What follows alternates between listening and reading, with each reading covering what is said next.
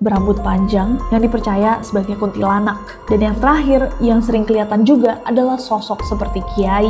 Nah, cerita-cerita keangkeran tentang rumah sakit ini kemudian tersebar guys dari mulut ke mulut sampai udah gak ada yang berani nih masuk ke dalam bangunannya. Nah, ada urban legend yang beredar yang mengatakan bahwa dari awal rumah sakit ini tuh emang hawanya gak enak karena para makhluk gaib yang ada di tanah sebelumnya itu tidak terima rumah sakit ini dibangun tanpa izin dari penghuni lama. Itu yang membuat rumah sakit ini ketika masih beroperasi pun, kalau ada yang menginap di situ malam-malam, para pasien kerap melihat ada penampakan dari suara-suara aneh, makhluk-makhluk yang muncul kemudian menghilang, yang membuat orang-orang yang mestinya istirahat di rumah sakit lagi sakit, malah terganggu dan akhirnya nggak betah. Nah, ada juga yang mengatakan bahwa masalahnya itu bermula saat dipindahkannya ruang mayat. Jadi katanya kamar jasad itu tadinya berada di area belakang, kemudian dipindahkan ke bagian depan rumah sakit. Nah, menurut kepercayaan, hal ini dianggap melanggar tatanan atau aturan karena kamar jasad itu memang seharusnya berada di area belakang. Para penunggu yang tidak terlihat itu dipercaya tidak suka dengan perubahan ini.